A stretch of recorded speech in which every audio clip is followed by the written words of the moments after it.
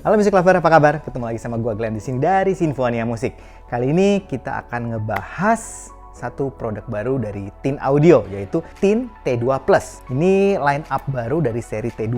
Kan sebelumnya ada T2 yang lama, kemudian ada T2 Pro. Nah, sekarang dia T2 Plus. Kisaran harganya sekitar 750 ribuan. Nah, apakah ini menjadi penerus T2 yang sangat worth it untuk kita beli atau kita dapatkan? Nah, kita akan bahas Music Lover. Oke, nah sekarang kita mulai dari build quality dari desainnya. Nah, kalau Music Lover tahu, line up T2 itu kan udah lama kan, ada T2, T2 Pro gitu. Pasti tahu bahwa bahannya ini itu tin, terutama tin audio itu selalu bahannya bagus. Ya. Nah ini juga sama, ini bahannya dibuat dari aluminium alloy yang katanya merupakan bahan yang sama untuk buat pesawat terbang. Bayangin aja, berarti dia sangat kuat, tapi juga sangat mudah dibentuk. Gitu. Jadi ini bahannya dari bahan pesawat, jadi kita bisa pakai IM dengan bahan pesawat. Menarik sekali. Dari build quality udah kelihatan banget sih, kita dari bawah aja ya. Dari bawah jacknya udah jack straight, lurus, ya gold plated. Dan yang gue suka selalu dari Tin Audio, itu jacknya itu mirip-mirip OYID. Ya gue nggak tahu ini beneran OYID asli atau mungkin yang OM, tapi yang pasti ini mirip banget sama jack OYID. Music Lover kan tahu OYID itu salah satu brand dari Jepang. Biasanya dia buat kabel, buat jack yang lumayan high end ya, jadi ini bagus banget dari jacknya aja udah gold plated tuh. Tapi ingat ini nggak ada ininya ya, nggak ada mic-nya, ini cuma 3 pol aja, bukan 4 pol yang ada mic-nya. Sampai ke atas kabelnya, ini kabel kalau di datanya sih 4 core silver plated Kevlar NML 22 AWG copper cable. Dan yang bagusnya ini apa ya, lentur dan nggak mikrofonik. Biasanya kabel-kabel gini kan kalau kita dengerin kan suka mikrofonik. Mikrofonik itu kalau misalnya kena baju atau kena ke bagian tubuh kita itu kayak bunyi kresek gitu. Nah jadi ngeganggu kadang-kadang kalau kita dengerin. Nah ini nggak mikrofonik yang udah dibikin untuk itu. Splitternya juga dari aluminium sama kayaknya ya, sama dengan bahan housingnya. Nah di housingnya ini memang bagus banget. Anyway ini udah detachable ya, pakai pin MMCX. Dan yang gue suka banget desainnya. Desainnya ini keluar dari line up tin yang sebelum-sebelumnya. Buat gue pribadi, line up tin yang sebelumnya, line up terutama tin T2 gitu atau T4, buat gue fittingnya nyaman-nyaman aja, tapi agak kagok gitu ya. Apalagi kalau kita pakai yang over ear gini kan, kayak agak nggak biasa gitu.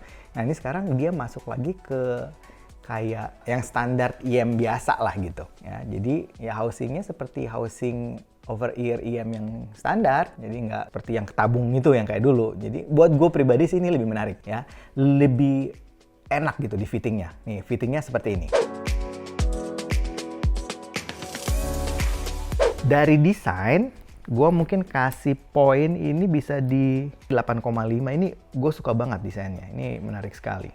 Ya di kuping juga nggak terlalu gede, nyaman, smooth, halus, presisi gitu, kelihatannya kayak premium banget ya, dari kabelnya, dari housingnya, dari shellnya ini udah oke banget lah. Anyway, Tin selalu punya build quality yang cakep banget. Nah sedikit spek dari Tin ini, drivernya itu dia pakai 10 mm nano pure nickel zinc alloy dynamic driver. Nah ini yang bikin suaranya katanya nanti istimewa. Nanti kita akan bahas di suaranya. Kemudian sensitivitasnya di 104. Ya oke lah, aman. Frekuensi responnya di 10 Hz sampai 20 Hz. Lumayan loh, 10 Hz biasanya kan 20. Nah ini 10 berarti ada sedikit penambahan di bassnya. Nanti kita juga bahas di sound quality-nya. Impedansi 32 ohm. Ini untuk ukuran IM lumayan loh, ini cukup berat. IM itu biasanya sih antara 15, 12 mungkin sampai 20-an gitu. Nah ini 32 itu agak mirip-mirip sama earbud. Mungkin karena bahannya dari nano pure nickel zinc alloy itu makanya dia agak sedikit butuh power untuk ngedrive. Oke, dan panjang kabelnya ya standar lah ya, 1,25 m lah.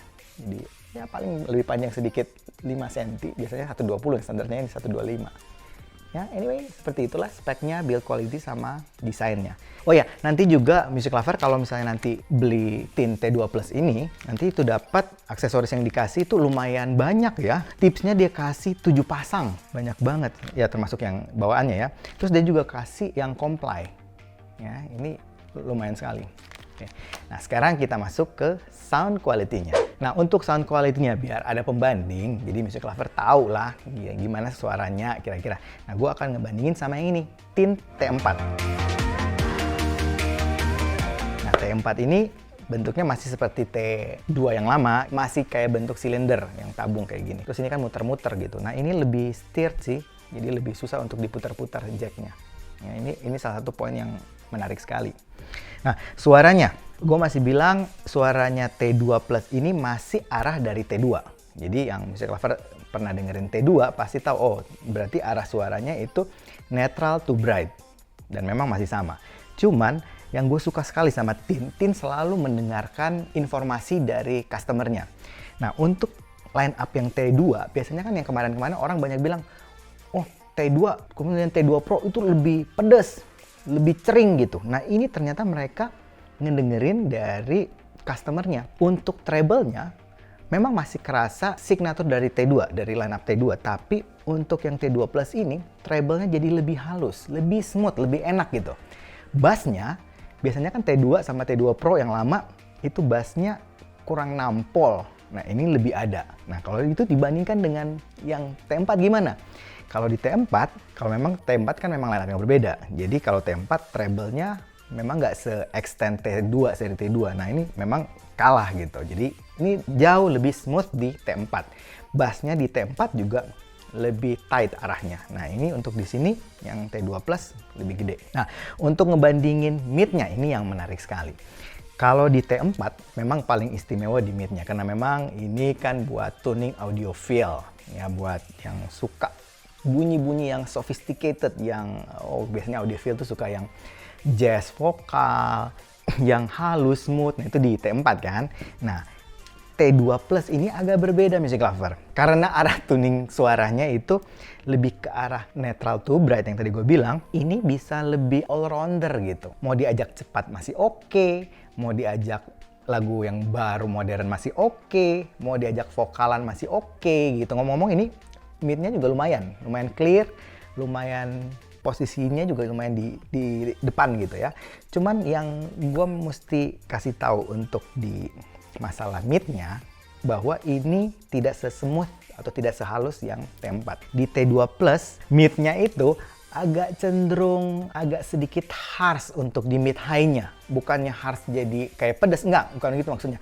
Tapi jadi teksturnya nggak sehalus yang T4. Jadi agak sedikit, bahasa gue sih grainy. Jadi ada sedikit kayak kurang bersihnya di mid high-nya.